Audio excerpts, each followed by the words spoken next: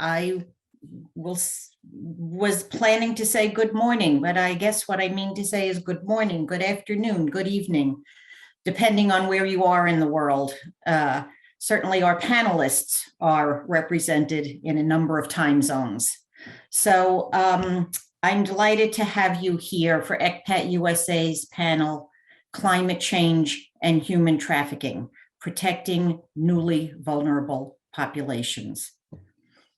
I guess we're all settled in now. I'm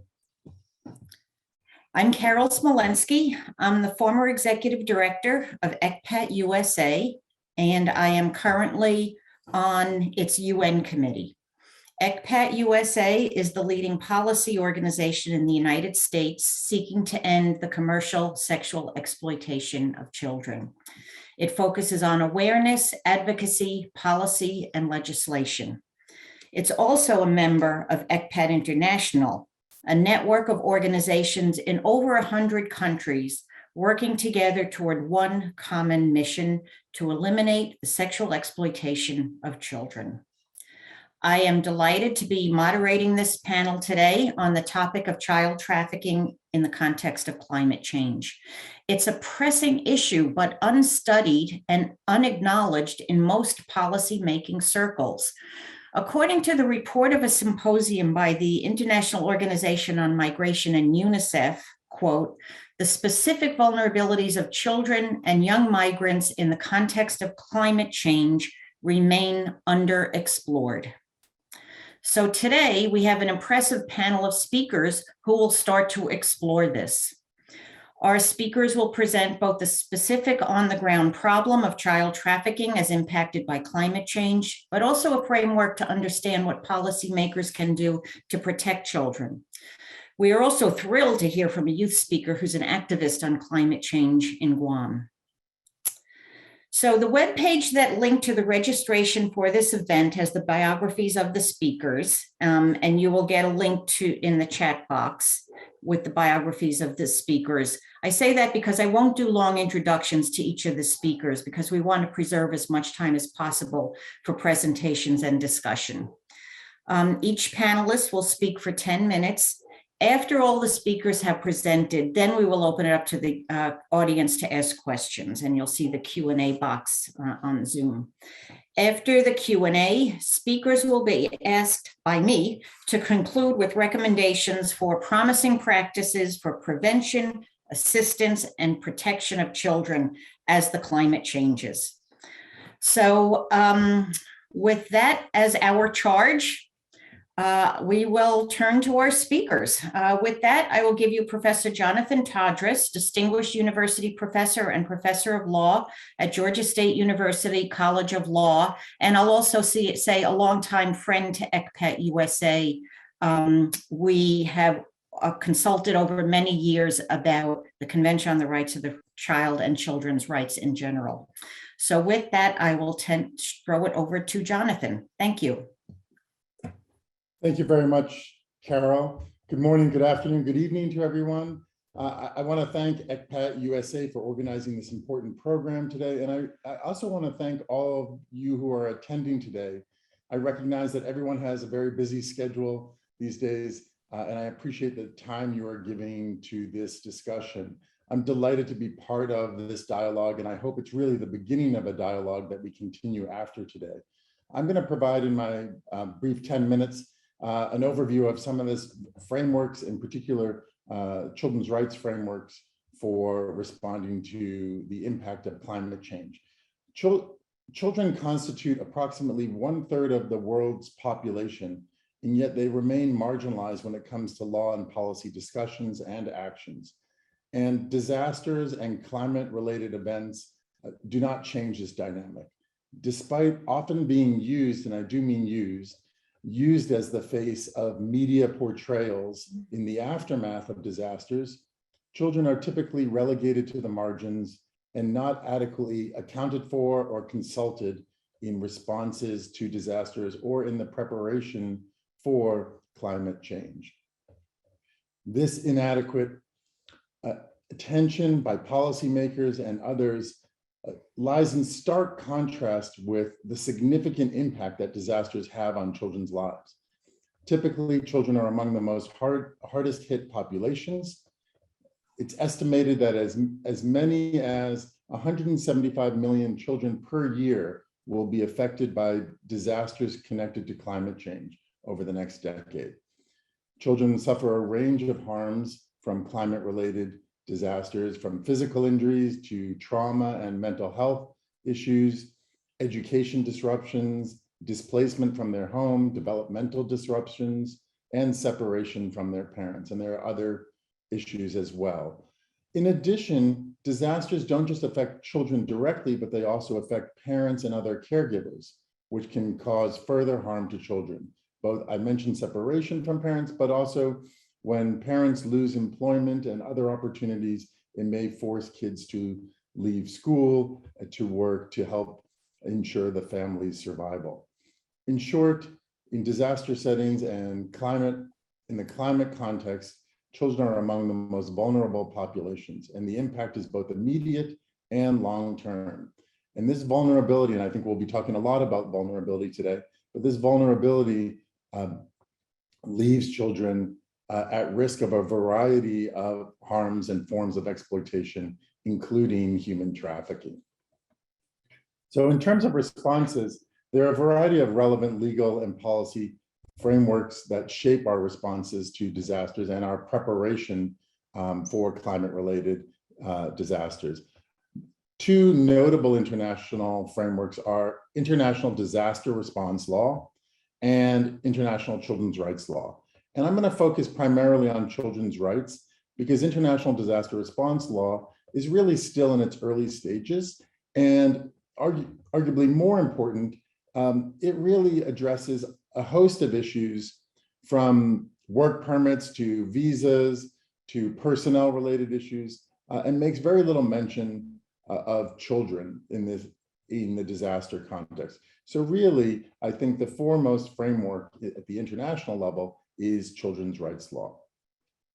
And I think we should think about this vulnerability and the responses at three stages, right?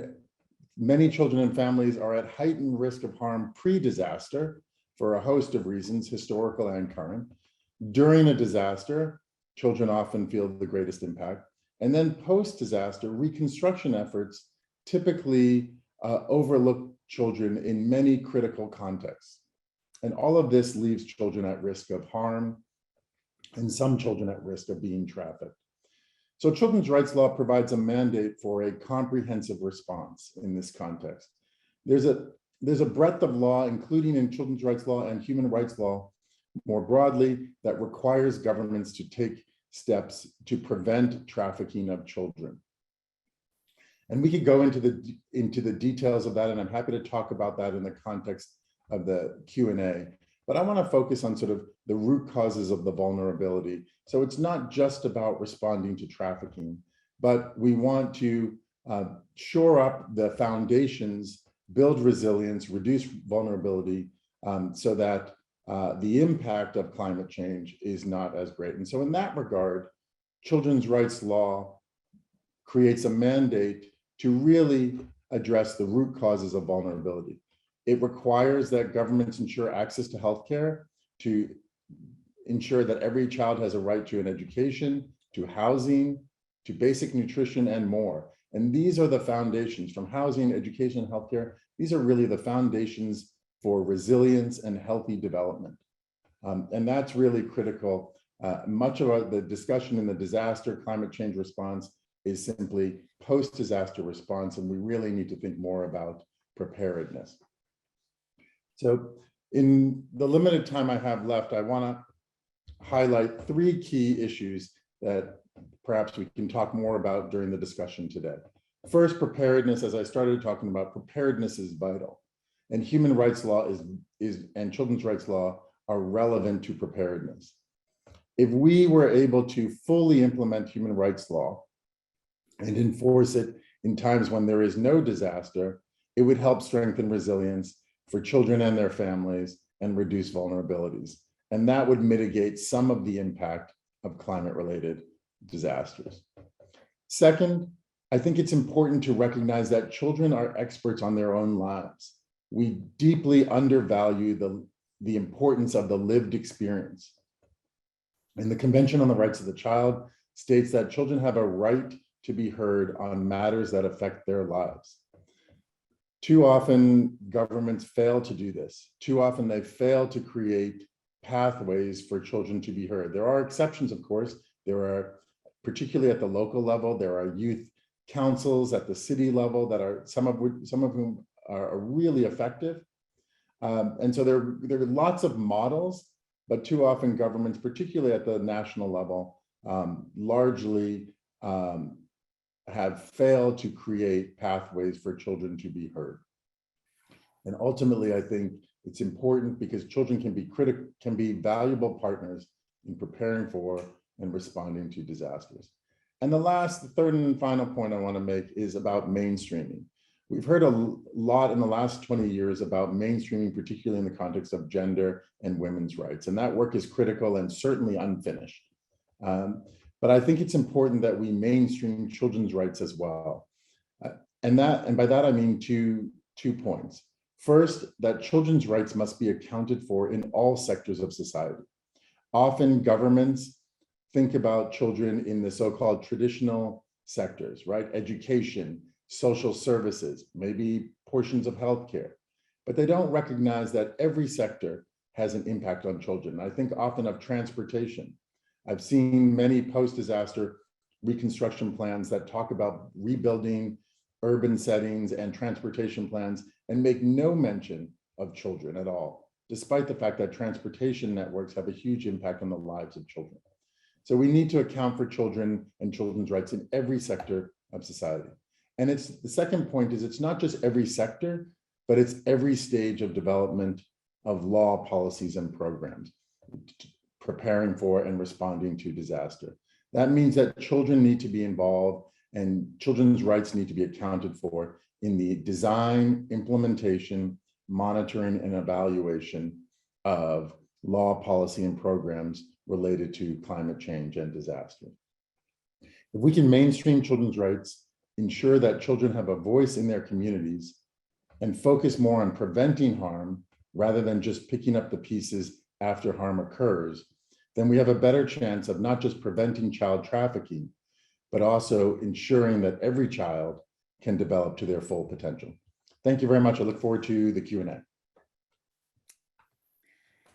Thank you, Jonathan. Great. Thank you so much for starting us off with the framework of children's rights and how the development of law, policy, and programs for children during planning for climate change is exactly what the direction that we need to be set off in. So thank you so much for that.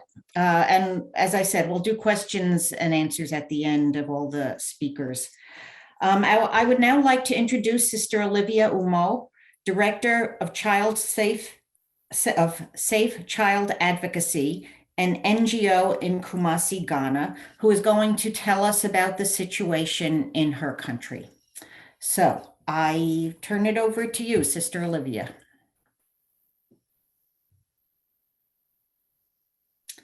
Thank you very much, Carol.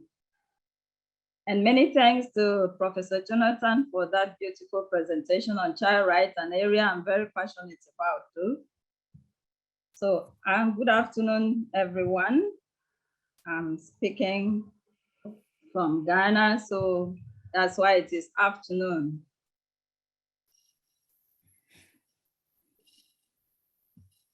So I am presenting on the situation of Ghana in relation to the subject matter, climate change and human trafficking.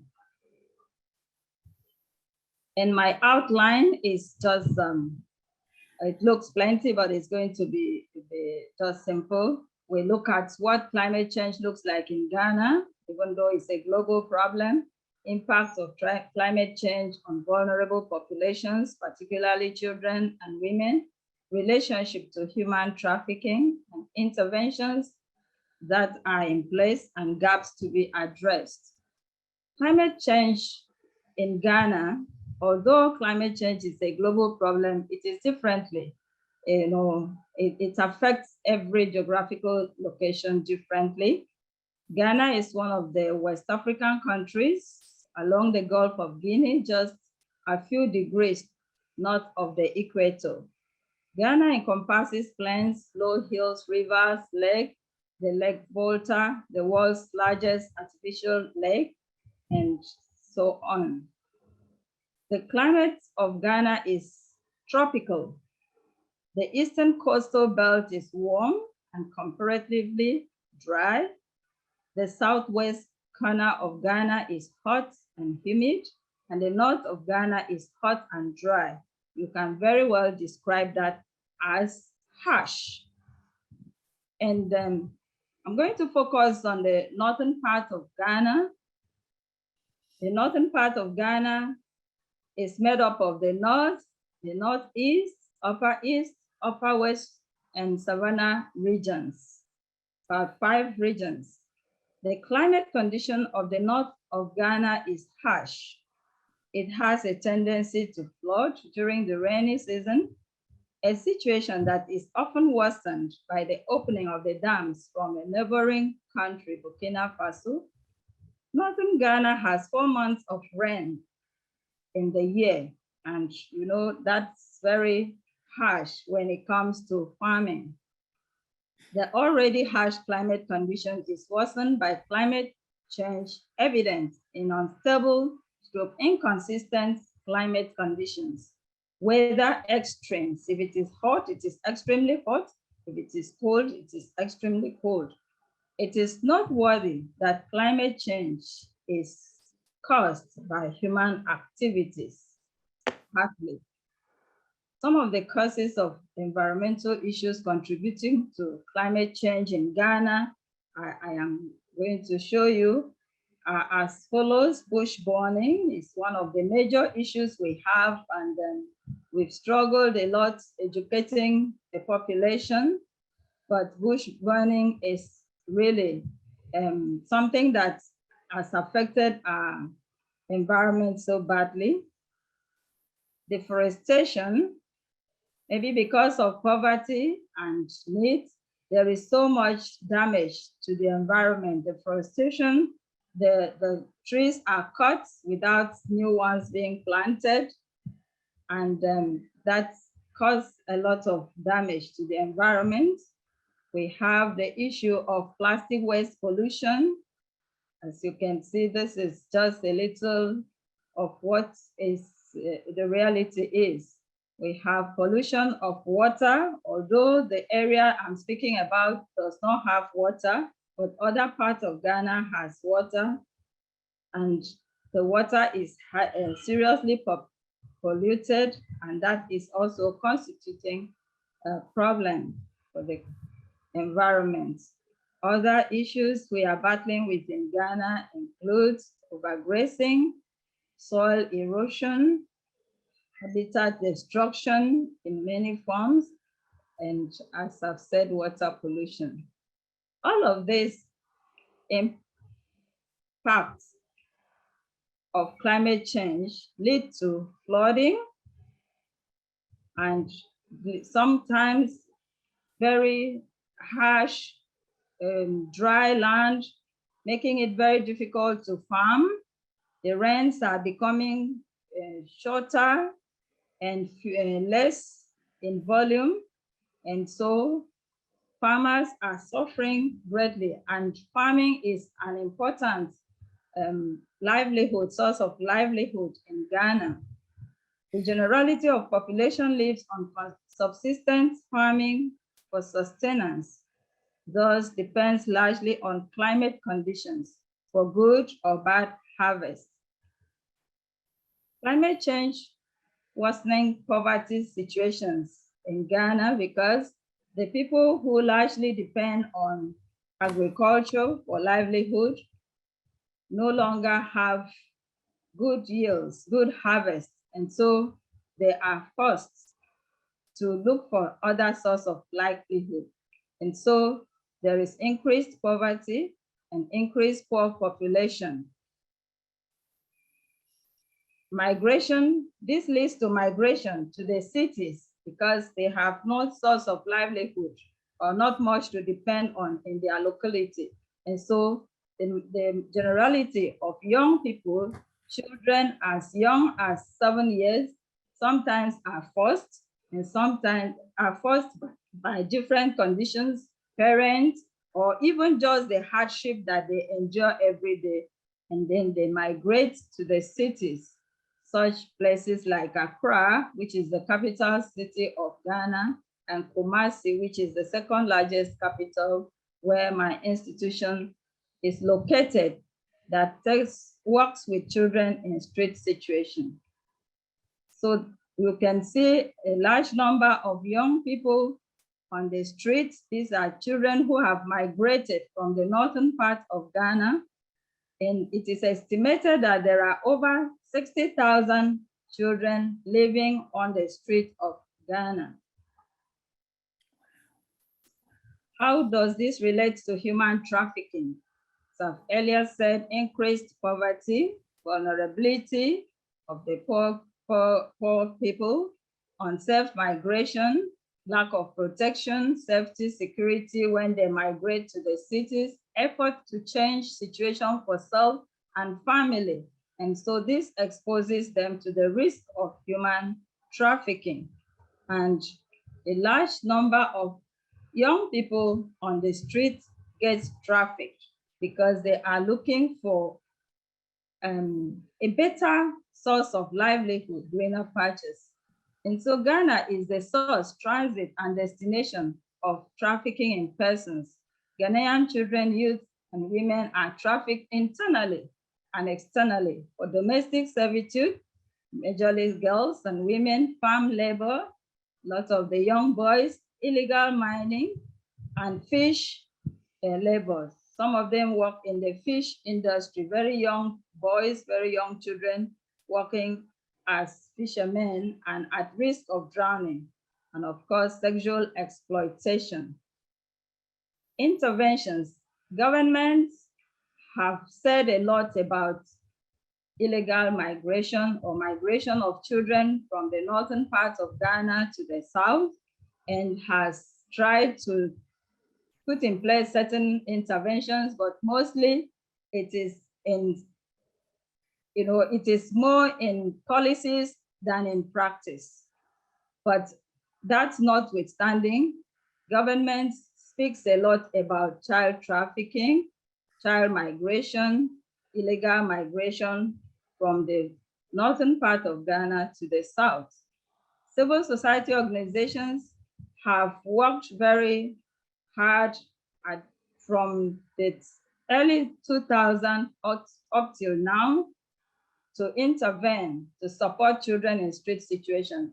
There are a number of civil society organizations with different interventions supporting children, but it is never enough. When you hear of 60,000 children in street situations, not mentioning women who are also forced to live on the street and care for their babies. Safe Child Advocacy, which is my organization, is a Catholic social service organization managed by the Daughters of Charity of St. Vincent de Paul Catholic group of nuns. We support children, youths, and women in street and other vulnerable situations to prevent them from being trafficked and from falling into victims of different vices. We provide them with access to basic needs, such as sponsorship in formal education, employable skill training, provision of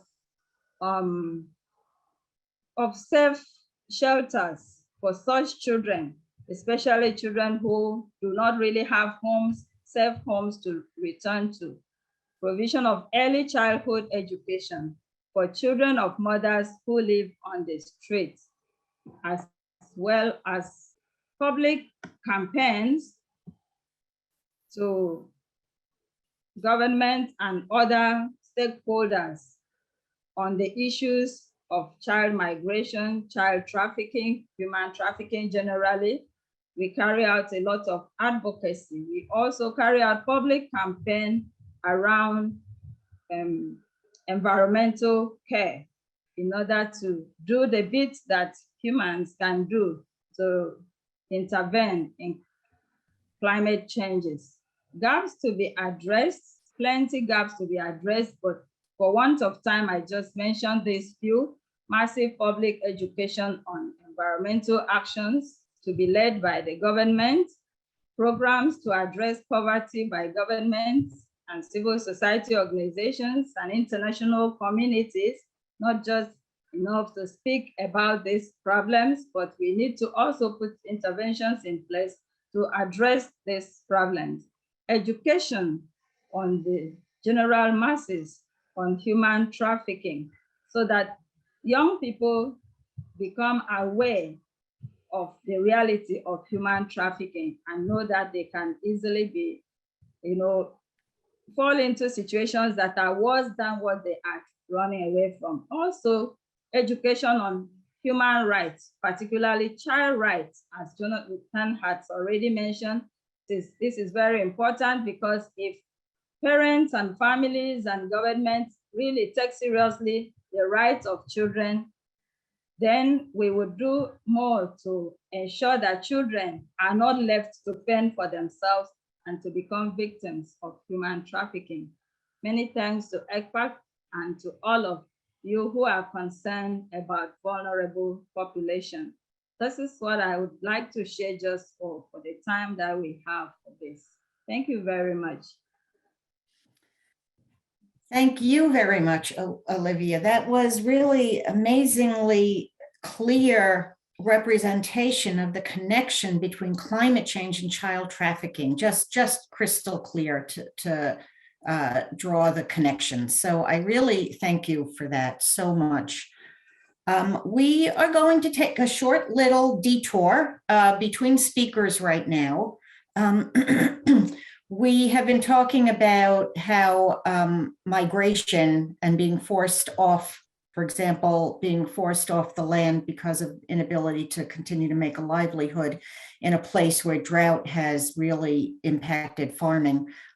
So children are migrating in large numbers to cities where they are often exploited. So we're going to be putting up this short little quiz, just 2 questions for you to think about before we turn to our next speaker.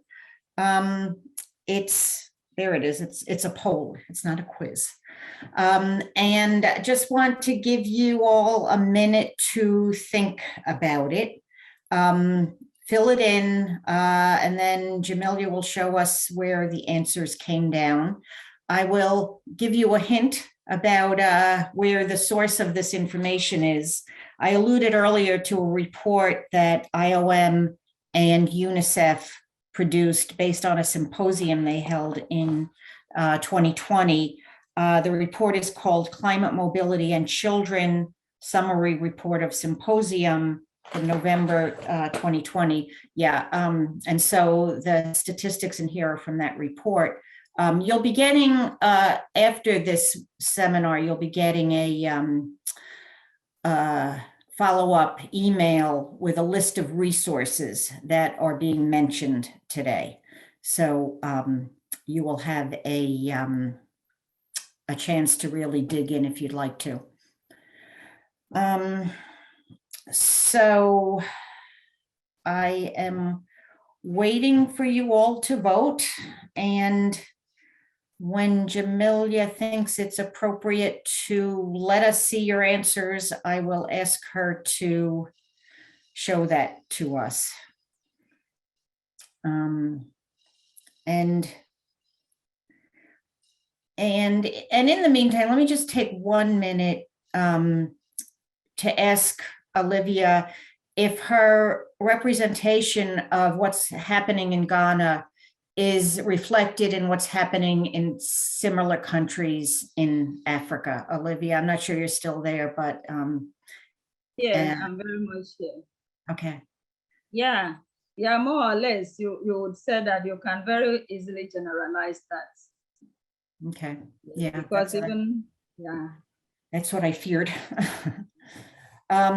Okay, so let's see how we did. on the poll. There we go.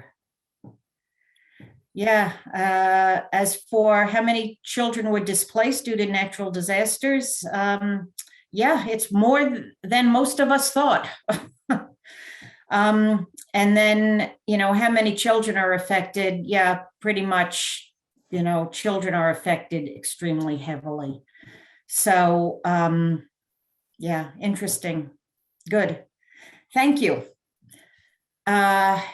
We'll be doing more of this now. I'd like to now turn to Dr. María Eugenia Villareal, Executive Director of ECPAT Guatemala, longtime partner of mine when I was with ECPAT USA, longtime member of ECPAT, and just a wonderful expert on the issue of child exploitation.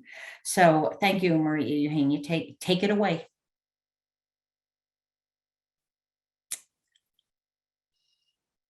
You're on mute still.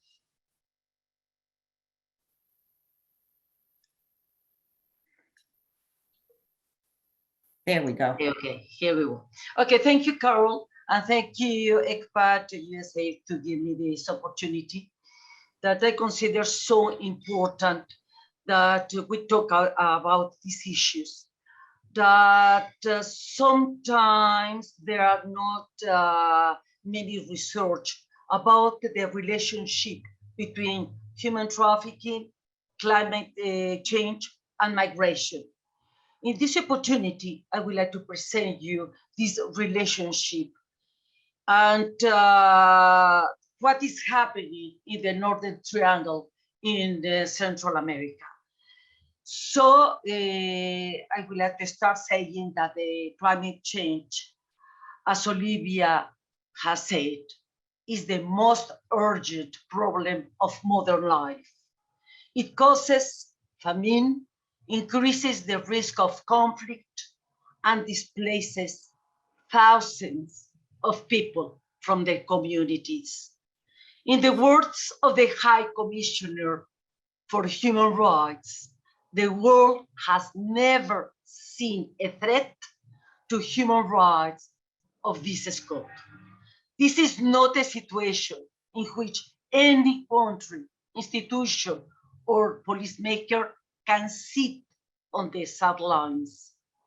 The economies of all nations, the institutional, political, social, and cultural fabric of each state, the rights of people and future generations will be affected. The countries of the Northern Triangle of Central America, El Salvador, Guatemala, and Honduras, are extremely vulnerable to these effects of climate change, which are increasingly severe. These situations are causing a humanitarian crisis in a region already plagued by poverty, inequality, violence, and food insecurity. Climate change in the Northern Triangle contributes to instability of the region and worsens the vulnerability factors of the population, mainly women and children.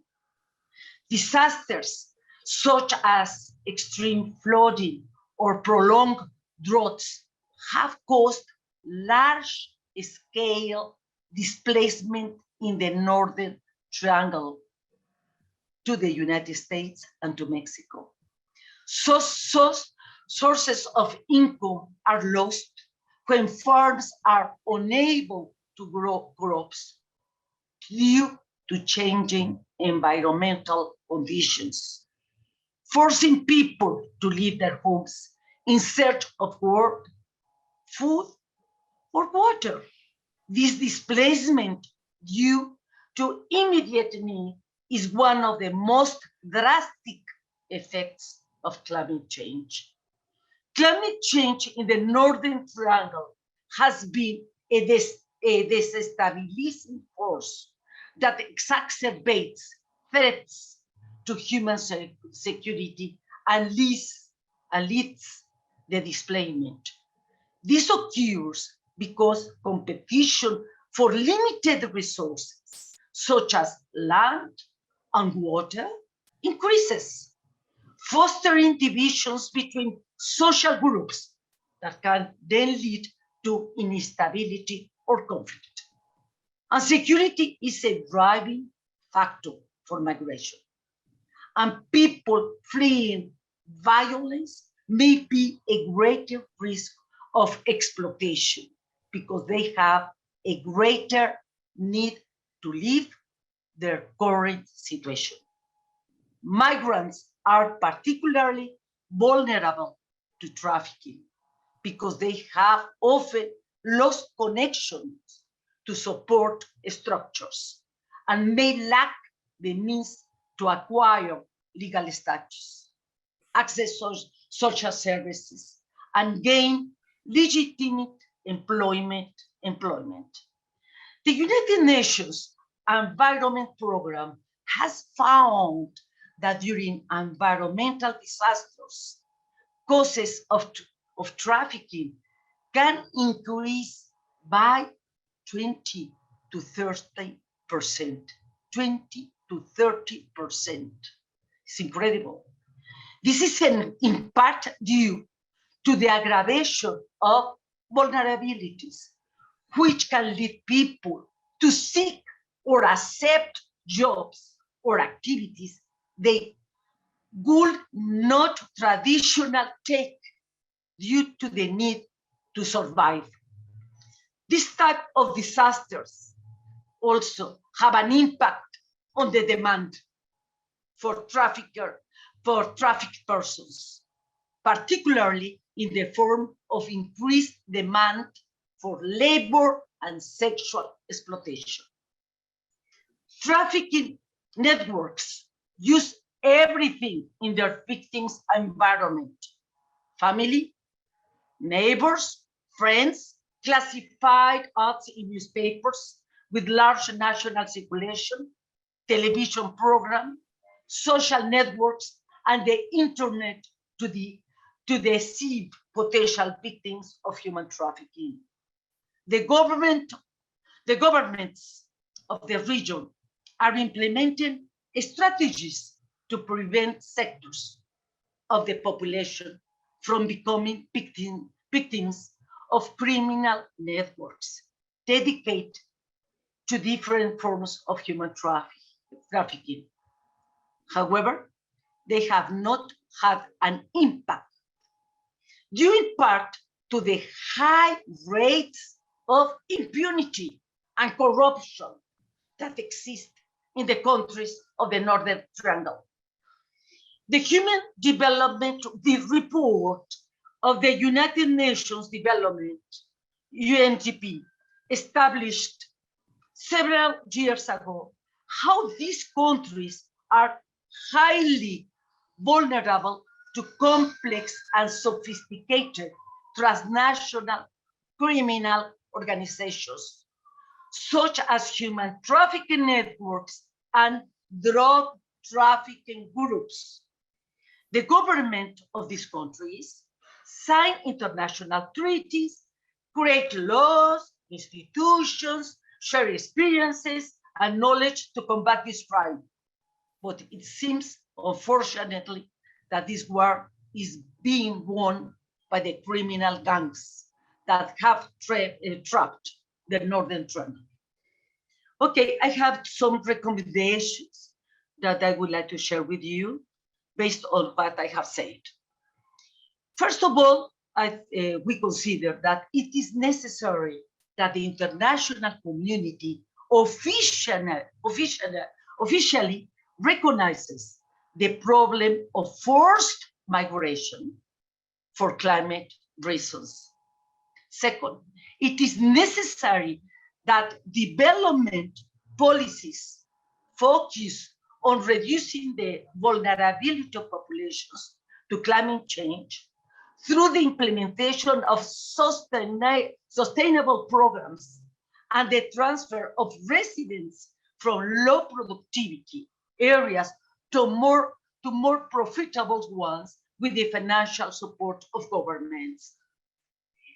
Also, we can say in the third recommendation that the justice sector must work on articulation mechanisms between the competent institution, prosecutor's office, police, and Supreme Court of Justice for greater effectiveness and investigations, arrests, and judicial process. Also, we can say that the heads of government must have a firm commitment to eliminate the corruption and impunity of the authorities and officials of these justice sectors who are sometimes linked to drug trafficking groups or trafficking networks.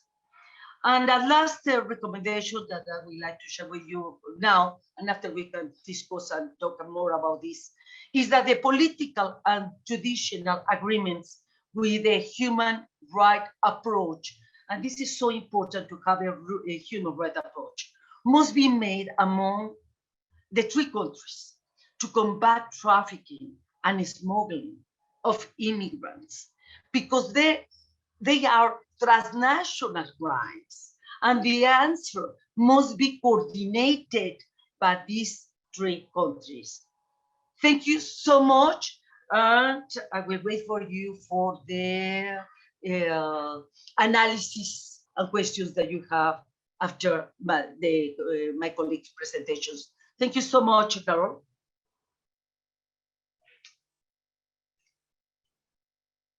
Thank you, Maria Eugenia, for really filling out the picture that we were starting to get from Ghana about what's happening in Central America, and which is really universal, I think, is what we are learning. And I'm so happy to have had you talk about that.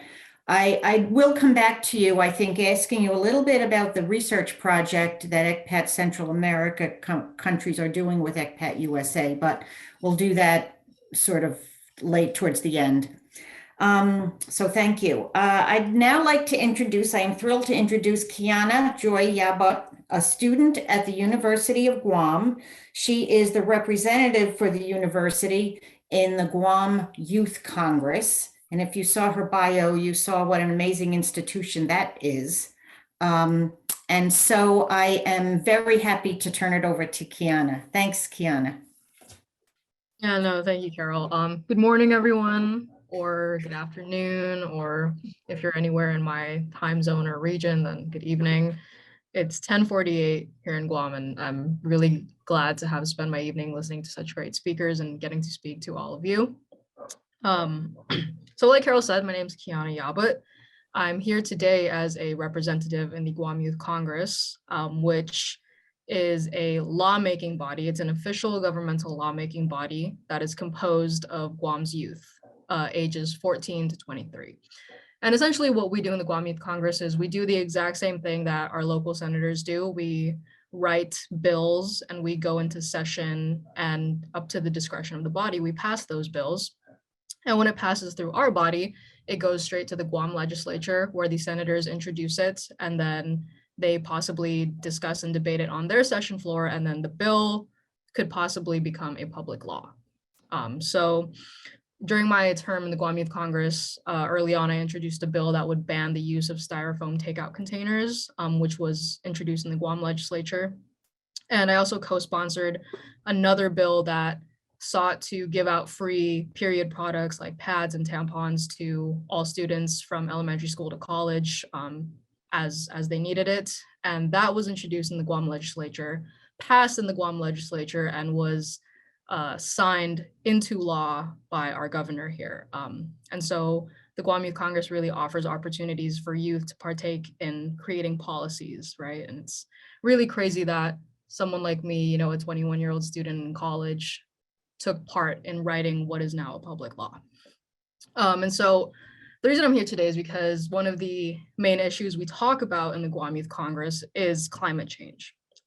My bill last year sought to ban styrofoam passed unanimously in the Guam Youth Congress. And at our last session in January, we had another resolution that was written by some other representatives that spoke out against the development of a resort along one of Guam's most important coastlines that would have damaged the terrain of that coastline. And that resolution, speaking out against that development, also passed unanimously. And so what we see from this really is that it's a very important issue amongst the youth, and it's something that we feel very passionately about. And for me, I think, you know, as someone who has talked about environment in their time in office, I think one of the biggest misconceptions about climate change is that it's really viewed by policymakers, especially, as solely an environmental issue.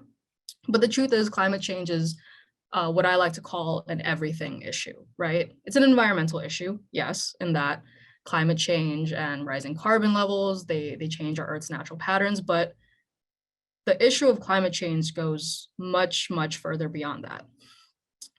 In Guam and all around the world, it affects all facets of life.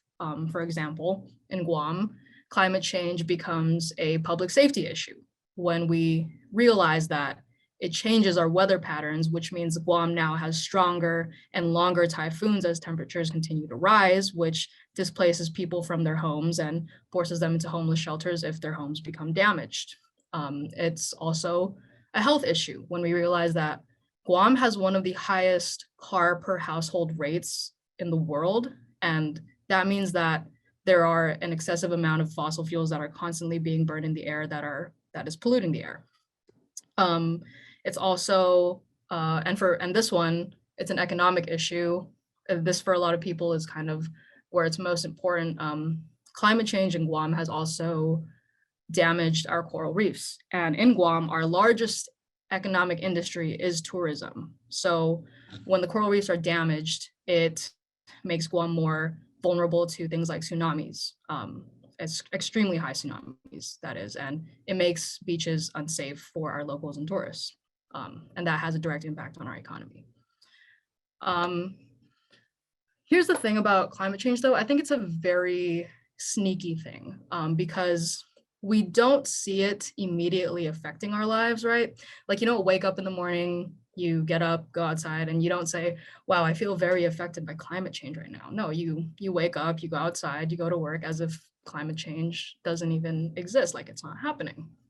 And because we don't see these immediate effects, people have a tendency to place the issue of climate change kind of on the back burner, policymakers included, right? As many of the speakers before me said. However, as the years go by and that kind of back burner continues to sizzle, there's going to be a day where that climate change pot is going to overflow. And by the time that that pot sizzles over and we realize it, it's already going to be too late. There's going to be too much damage that will have already been done. So what the youth in Guam are doing now is preventing that spill, right? We have taken it upon ourselves to form multiple organizations fighting against things like irresponsible development, environmental damage, and we are bringing these issues to the forefront where we believe they belong. And I think why we feel so passionately about climate change is because as young people, we are constantly thinking about the future. I have some of the high school reps in the Youth Congress are already talking about, oh, where am I going to go to college? You know, am I going to college? What should I major in if I do go? And for me, as someone who's about to graduate college in the next year or so, it's, am I going to go to grad school? Am I going to go to law school? What am I going to do for my lifetime career? And so we're constantly envisioning these bright future for ourselves. And the truth of the matter is you cannot envision a bright future without thinking about climate change, because there is no bright future in an Earth, in a world that is affected severely by climate change. So what we're doing now is ensuring that future, whether it be for ourselves, for our children, for generations to come, you name it, right? And as we've seen throughout this panel, climate change affects things that we probably wouldn't even relate back to climate change, like human trafficking, right? Like the speakers before me were talking about how many people have been displaced, and it's an important connection to make, and it really adds to how important it is to talk about climate change and make good policies that prevent climate change. So I'm going to end my remarks. I'm from an island called Guam. Well, I'm originally Filipino, but I live in Guam. And there is an ancient Chamorro belief called Inafat Malik. And Inafat Malik loosely translates to reciprocity.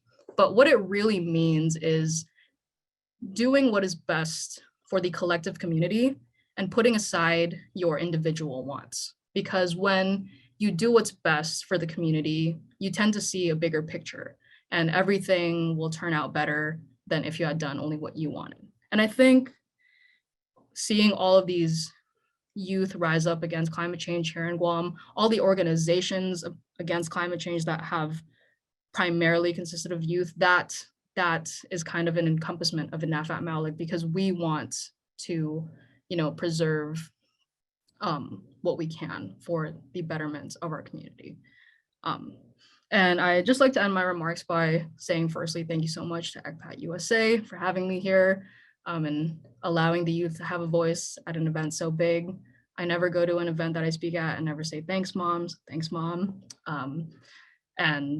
Yeah, so in English, thank you so much. In the indigenous language of Guam Chamorro, Todres Aussie, and in my native language, Tagalog from the Philippines, maraming salamat po for having me here tonight. Thank you.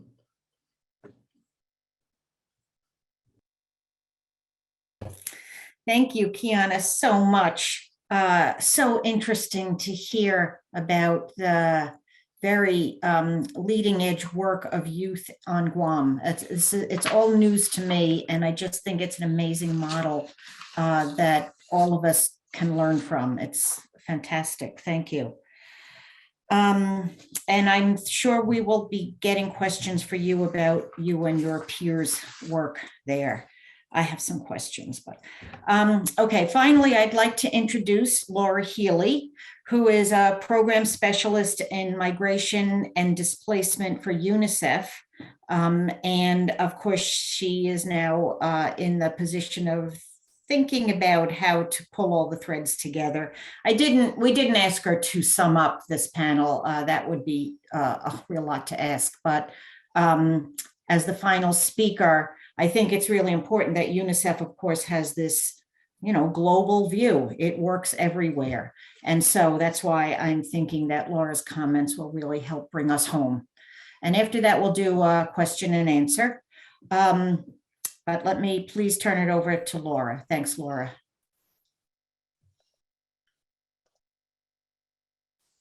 Thank you so much, Carol, for the kind introduction. Just checking that you can see my slide. Yes. Perfect.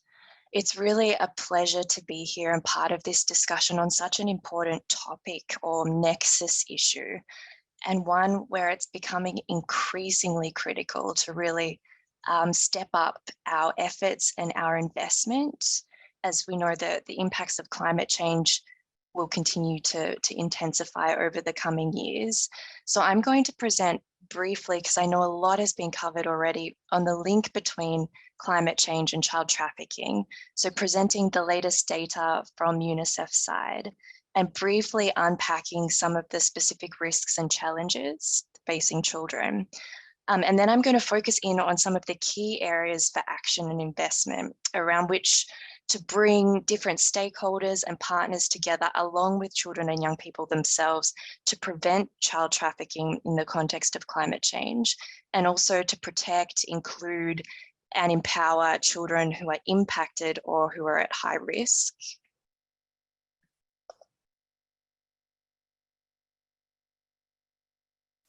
So according to UNICEF's Children's Climate Risk Index, 1 billion children, so nearly half of children globally, are at extremely high risk of the impacts of climate change. And that means these children are both exposed to multiple climate-related shocks, and at the same time, they have limited access to the protection and the services that they need to really build their resilience, to realize their rights, and to be able to reach their full potential.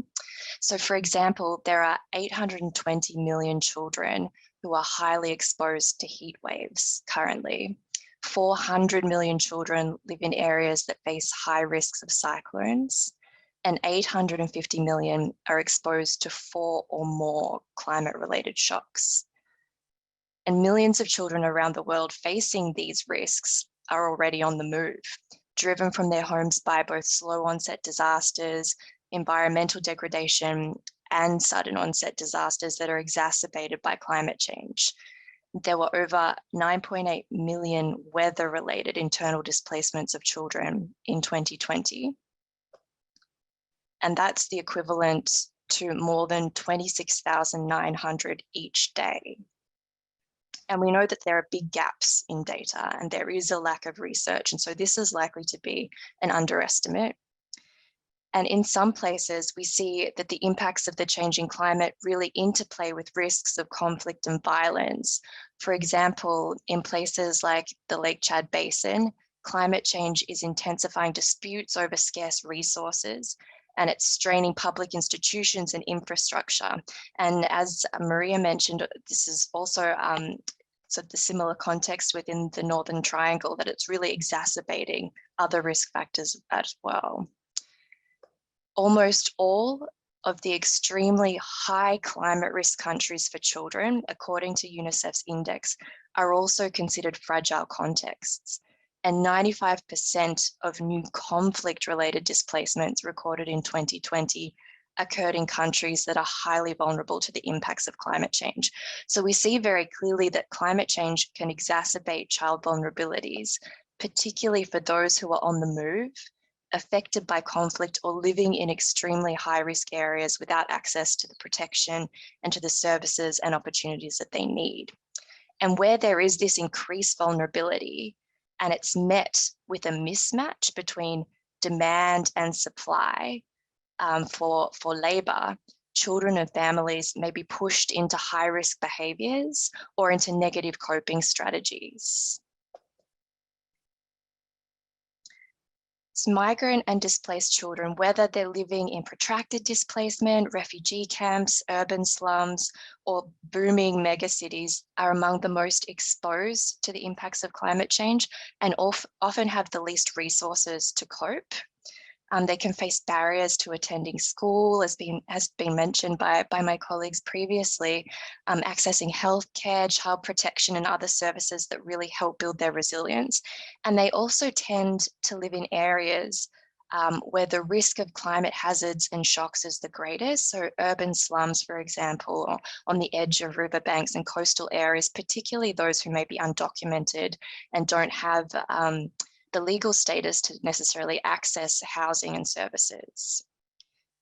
And children and young people impacted by climate change often have few opportunities to move safely. And so trafficking can be an unintended but quite direct consequence. So those without savings or without an education, advanced skills, with limited access to gainful employment, have minimal bargaining power to really assert their rights, and so can become easy targets for exploitation. So for example, if we think it during a slow onset event, young people who may be engaged in natural resource-based livelihoods that are affected by something like coastal erosion or sea level rise may take proactive measures to actually seek new livelihood opportunities or skills, and migration can be a strategy for them to really do this. But for most, safe and regular migration options will really be limited, and they're unlikely to meet legal definitions or other conditions for employment based for family or humanitarian missions to destination countries, leaving many children and young people stranded with nowhere to go. And this can then push children and young people into irregular migration as the only viable option for them as they seek assistance. And so this may in turn mean that they reach out to human smugglers or are approached by human smugglers, placing themselves at risk of the many forms of exploitation that are commonly associated with trafficking, such as sexual exploitation, forced labor, or child marriage. And we know that all children on the move are vulnerable to risks that arise during dangerous journeys and during sort of irregular migration channels, but they can be more or less susceptible to violence, abuse, and exploitation, depending on a number of factors. A UNICEF study from 2017 showed that the risk of trafficking and exploitation really rises for adolescents and youth who are traveling alone, and also for those with little education or lower levels of education, showing that those are sort of key aspects that can really help build resilience to prevent trafficking. So what can we do? How can we reduce vulnerability and build resilience to prevent child trafficking in the context of climate change, and really bring key actors in the climate change, child protection, and human trafficking and migration space together around some concrete actions that will have real impact for children and young people? So you can see on the slide I've shared now, there are 5 key areas of action which inform UNICEF's approach to this issue. So I'll run through them carefully with you. So firstly, we can work to minimize the risk of displacement in the context of climate change. And this will mean really, as mentioned by Kiana earlier, that we need to take ambitious action to really mitigate the impacts of climate change, to reduce emissions, and as well to ensure preparedness, disaster risk reduction, and our efforts to build resilience are truly inclusive of the most vulnerable children who are migrants or displaced or undocumented. Also critical will be investing in innovative data sources to collect more and better data on children affected by climate mobility and child trafficking. So this is how can we sort of look at satellite data or mobile phone data to give us a better sense of future displacement risk of children and young people. Secondly, we need to keep health, education, child protection, water and sanitation services running without disruption when disaster strikes, and ensure that they are truly inclusive of children regardless of their migration status, because this will be key to really build resilience of some of those children who are most at risk. So a good practice example that I'll mention briefly is the Ministry of Education in Antigua and Barbuda run contingency plan coaching sessions for teachers in schools across the islands. And in these sessions, teachers learn to conduct hazard and risk assessments to help develop school contingency plans by basically mapping vulnerabilities to the impacts of climate change, but also capacities to respond. So really supporting the education system to build its resilience to climate change so it can continue running post-disaster. Strong child protection systems in countries or cities of origin, transit, and destination are also really essential to prevent, to identify, refer, and address cases of trafficking, violence, abuse, or exploitation against children. And then the third really important area of action involves making sure migration is a safe and empowering option for children and young people who are impacted by climate change. And this will really be key in preventing and minimizing risk of trafficking. And so this means, how do we look at expanding opportunities for children and young people to move, so within and across borders, and also ensuring that they can migrate with their families, including as part of labour migration schemes. And how do we support more young migrants to legally pursue education or employment opportunities in another part of their country or abroad? These will be really critical things to unpack and think through. And sort of building on this, innovative skills and training schemes for young people between places of origin and destination with a focus on upskilling for green economy jobs could help young people to pursue their aspirations, but it can also help with climate mitigation efforts and transition to a low carbon economy. So how do we really leverage this model to empower young people who are impacted to be part of the solution?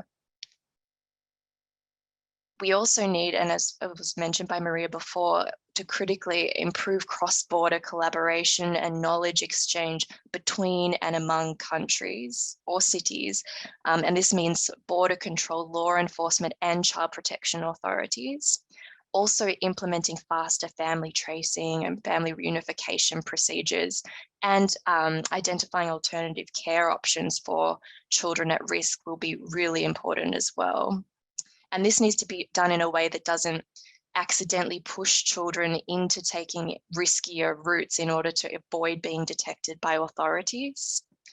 And my final point, and this is really a big cross-cutting one, is we need to partner with children and young people impacted by climate change and most at risk of trafficking and exploitation. And this means listening to them, so not taking their space, but actually amplifying their voices and supporting to translate asks into concrete action, and really giving young people a seat at the table. And I'm super interested to hear more about the model in Guam that Kiana mentioned, where young people are really leading the way in climate activism and climate action.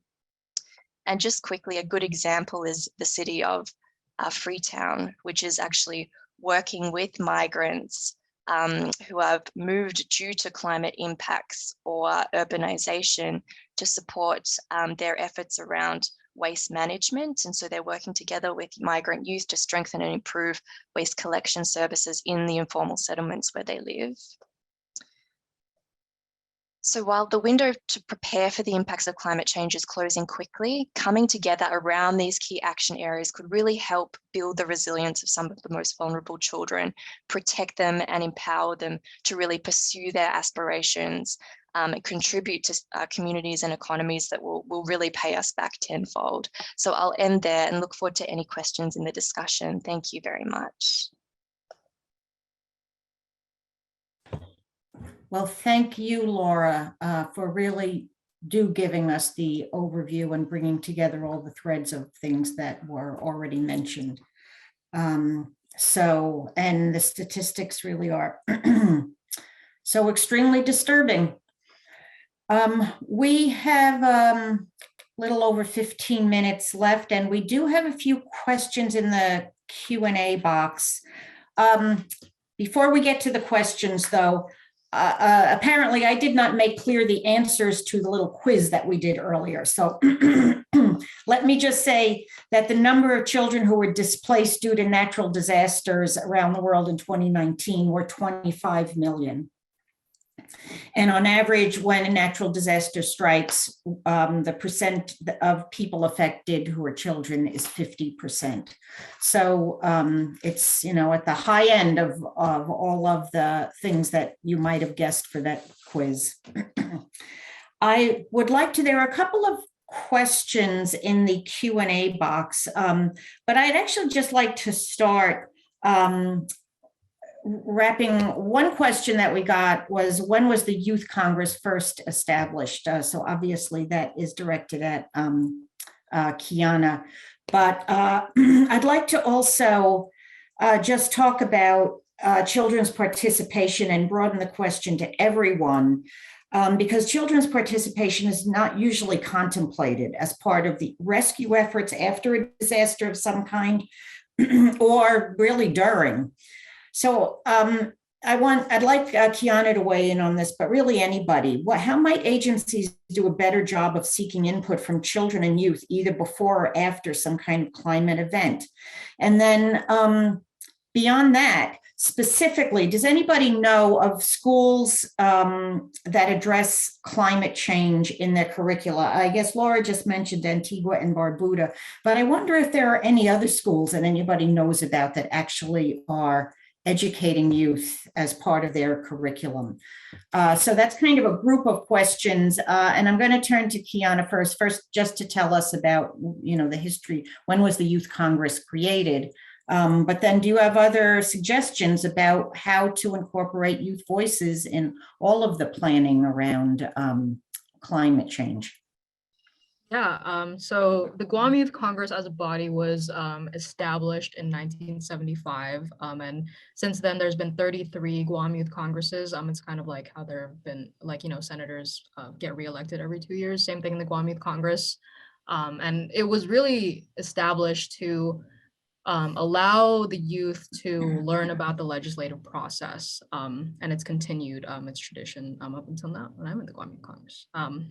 So Well, my time working in kind of being an activist against climate change as a young person, I've noticed, I think being young, you can be very easily written off by, I guess, older adults. You know, you kind of get branded as like this young radical, or, you know, they're like, oh, you're just a kid. Like, what would you know? You haven't seen the real world yet. But as, you know, we see, like, our voice is very relevant because climate change, in terms of demographics, will affect us the most. And, you know, we're trying to do things to kind of prevent and fix what we can with climate change so that, you know, when we're adults, we'll still have, you know, a green earth and, you know, low sea levels. And so I think, you know, having government agencies and having policy making agencies take young people a little more seriously, and hear them out a little bit more is definitely one of the most important things. And if you're a young person and you feel that way, just keep fighting. I promise I did it. And, you know, people start to listen after a certain point. So, yeah. Okay, what about others? What do you think we should do to make sure that youth voices, or do you know good models, good examples, or do you know of other schools that are actually incorporating it in their curriculum?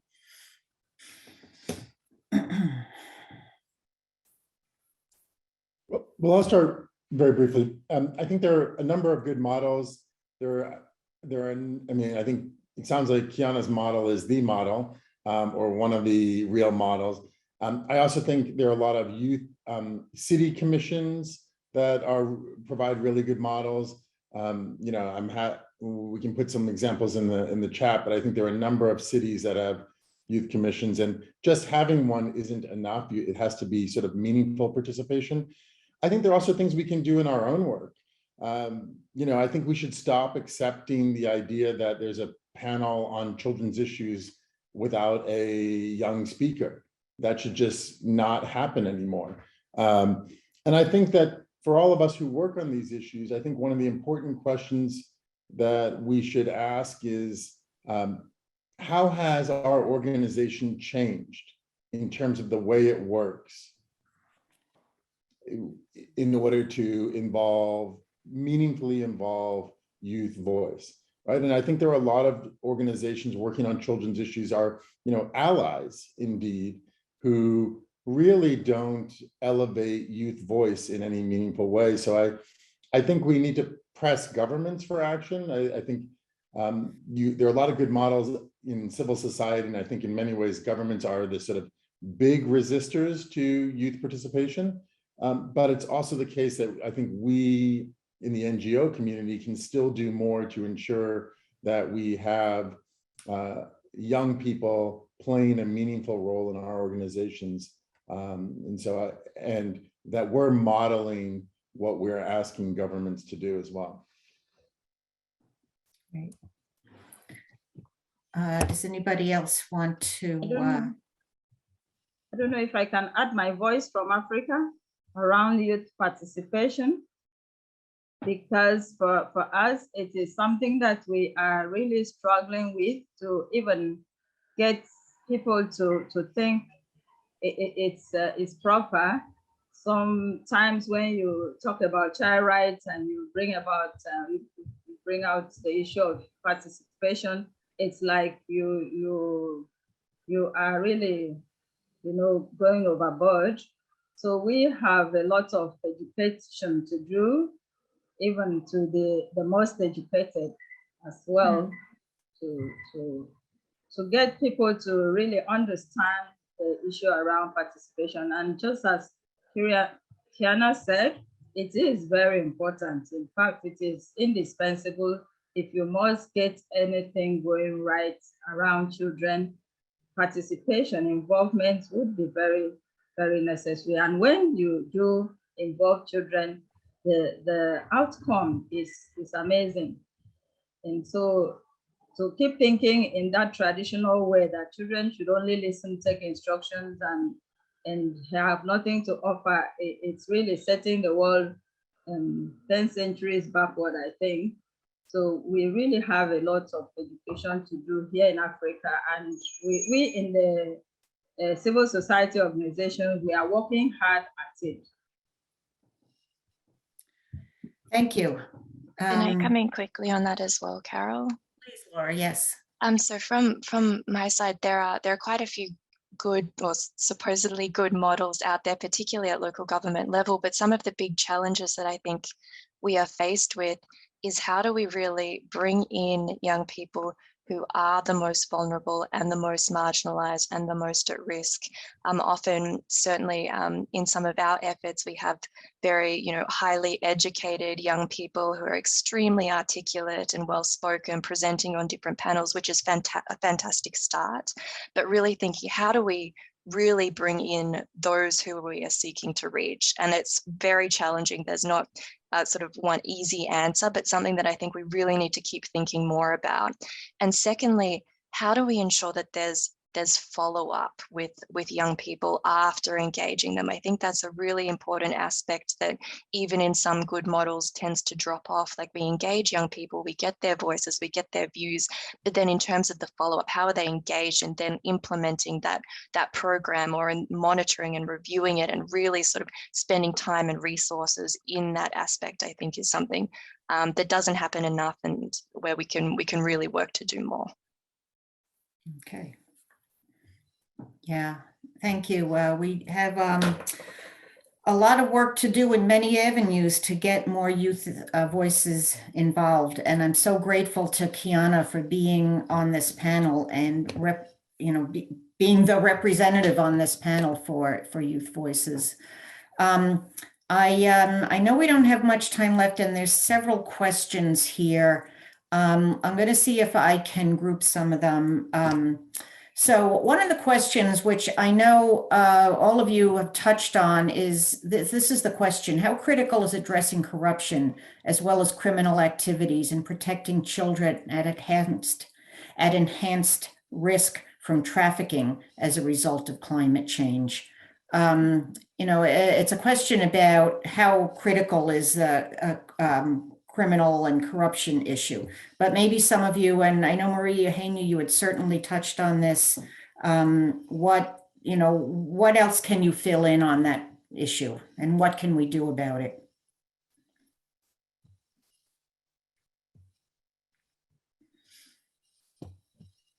Okay. Yeah, this is the big question, what we can do.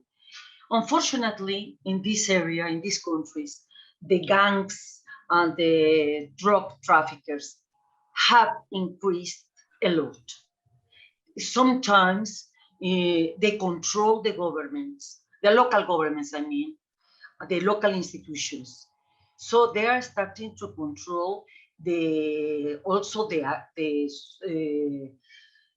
productive areas that are important in this region. So there is a combination of a lot of factors that are happening at the same time, a huge and challenging factors.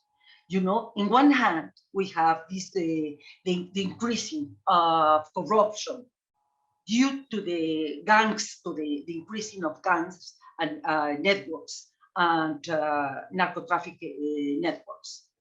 Second, we have that there is not an awareness. I feel in my personal view that there is not an awareness of the impact of climate change. We have learned since last century that a lot of researchers and intellectuals were saying that the biggest problem that we are going to face in this century is climate change and the water. Well, okay, this government, they don't have programs, they don't have awareness, there is not educational programs about these issues. So it's not a priority. That's the issue. It's not a priority. Yeah. So there is not education. There are not an involvement of todos of the youth, okay, focusing or working about this issue. So this is another factor. Another factor that is not understanding is the causes of migration. And it is so important because, you know, the answer for the immigrants is soldiers, policemen, gun, you know, to stop the immigrants. So, but what is the causes of the migration? Is first of all, is forced migration. What it means for climate changes. It's not just for poverty. And this is the issue that I want to underline here. It's not just poverty. It's a combination. It's a multifactorial, yes, issues that combine at the same time, you know. And one of these very important is climate change.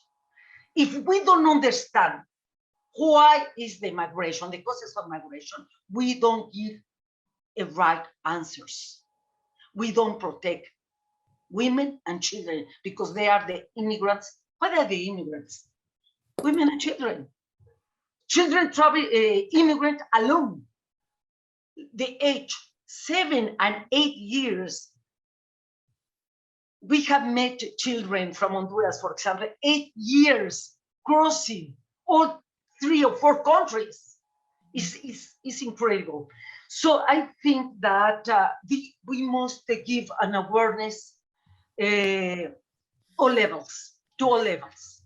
Yeah. I have not the answer because it's so complicated, the answer. Yeah. You know, we have the combination of many factors, but yeah. I want to underline the factors in order that we can discuss now or in another opportunity. Yeah, I did really put you on the spot in asking that question. There's, it's not like there is the answer, and I hope that this panel, as the kickstarts actual discussions in a broader, in the broader world about the relationship between child trafficking and climate change. So I want to.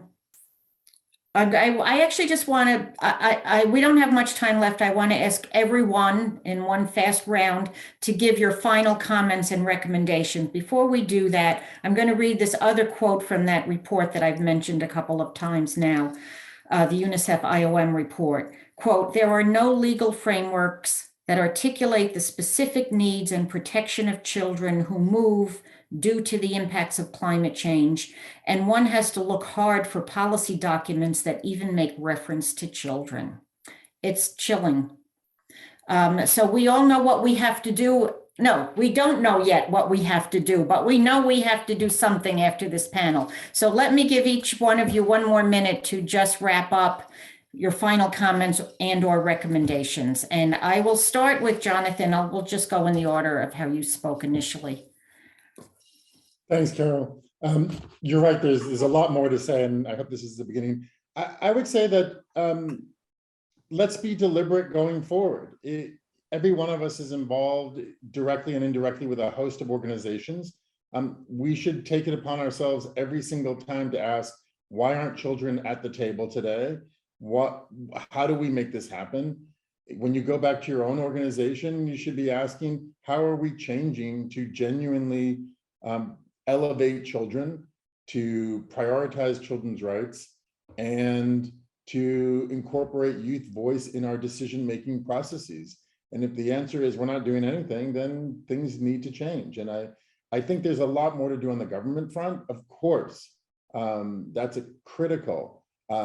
But we can do, there's a lot of low-hanging fruit that we can change in our own organizations, in the events that we participate in, and start to build this expectation that the norm is involving and listening to, and in many cases, prioritizing young people's views. Thanks. Thank you. Olivia. Thank you very much, Carol. And generally, I want to say thank you for this conversation. And you have said yourself a number of times that there are no research around this area to refer to. And I think we could just say that this is a beginning of a very serious conversation, which we could take further from this point. It shouldn't just end here, because a one-day webinar would not be enough to change the landscape for better outcomes for children and vulnerable populations if we could continue a conversation like this. And I think the more we speak about this, the more we educate ourselves and people around us, and the better it is for children. And to take it home, for me, it's also doing what we are doing more of what we are doing. Because I know my organization does a lot on child rights and working with vulnerable population. And when Laura spoke about involving vulnerable children, you know, listening to getting their voices heard, and I just remember that we started training a group of children on the street as advocates, child rights advocates. We call them champions, child rights champions, in order that they advocate for their own rights themselves. So we don't have to be the only ones speaking. They may even speak their truth and reality better. So I think it's just for us to continue this conversation from here. Thank you. So interesting. Let me turn to María Eugenia. Well, I consider that we must get more information about the causes of migration, first of all, because there is a stigmatization of immigrants, you know, because in general, the people doesn't know why the people are immigrate from one country to another country. This is so important. This stigmatization is the re-victimization of people because we don't understand the problem. This is one thing. Another thing is the climate change. I think that with the collaboration of United Nations, we have to push the governments in order that they prioritize the climate change, that they involve the climate change in the development programs, because I don't see exactly that the climate change is taken into consideration. Mm-hmm. There is not sustainable development. Okay, and third, about trafficking, I think that these criminal networks are the winners of these situations, and we cannot accept this situation. Because you know that these criminal networks are increasing more and more and more. They are making business. They are winning a lot of money with the exploitation of immigrants.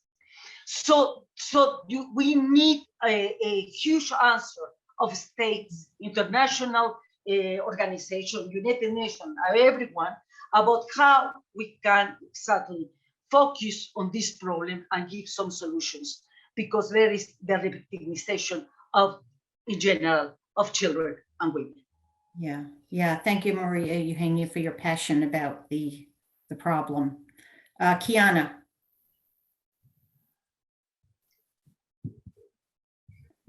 Sorry about that. Thanks, Carol. Firstly, I just want to say thank you so much to everyone's interest in the Guam Youth Congress. I was a little overwhelmed being the young speaker here, but seeing the response is really great, and I'm really glad. So when I first ran for Youth Congress, my campaign slogan was actually stand up, stand out. I always tell people, in whatever you do those two things and you'll be set. So yeah, to all the youth out there, join an organization, or if you don't have any in your area, form one, talk to your local government officials, talk to your local policymakers, and just be so loud that your voice cannot be heard. And if anyone would like to get in touch with me, you can follow me on Instagram or Twitter at Kiana Yabut. I'd be glad to. If anyone else in the conference had any questions that we can't address today due to time issues, I'd be happy to address them. And thank you so much for having me. Thanks, Kiana. So thrilled to have you. Let me turn to Laura, and then we will wrap it up. Thanks, Carol. Just briefly from my side, so much has already been said, but 2 quick points that I would just add is I think a big priority needs to be focusing on empowering children and young people in order to change the narrative around both migration and immigrants, but also children and young people themselves, because the reality is we see, children and young people on the move are the ones who are actually already adapting to the impacts of climate change. Mobility is an adaptation strategy. They are already leading the way, working with communities to help build resilience. And I think a big challenge that we face for both bringing young people into the discussions, but also in terms of interventions and programming around trafficking and migration, is this stigma that Marie mentioned and discrimination. And we need to really, how do we highlight examples of the potential of young people and what they are doing, how they're young innovators and entrepreneurs and change agents in their communities. I think more effort needs to really go into focusing on supporting and building young people's capacity and then showcasing that. And then secondly, quickly, in terms of engaging in the climate change space and really getting more momentum globally on this issue, I think we need to make a big priority to look at adaptation specifically. A lot of climate talk is around mitigation, reducing carbon emissions, and a lot of financing is dedicated to it in that respect. But really, when we talk about building resilience, providing services to the most vulnerable and responding in the ways that we've sort of discussed today, that's kind of the adaptation piece, which often isn't funded. It's not discussed in as much detail within the climate space. And so I think we have a big opportunity here to work together to really put children and young people front and center in those discussions around adaptation within the broader climate change context. But I'll stop there and really looking forward to continuing this discussion and hopefully collaborating further with you all. Yeah, thank you, Laura, and thank you, everyone, and especially the idea of continuing the discussion. I really thank all of you for your amazing presentations about a truly under-researched subject, and I have so many more questions, so many more things to talk to you all about. But we're not going to do it now. We're over time, and I do apologize to those who wrote in questions that were not answered. But I do hope this is the beginning of a trend in talking more about this subject. So I want to thank you all again. I want to thank the ECPAT USA staff for their work in putting this together. I'd like to thank the UN committee for being the thought leaders in being sure that we put something like this on the agenda. And of course, thank you to all the participants for paying attention to this and hopefully going back to your own communities and starting to talk about it.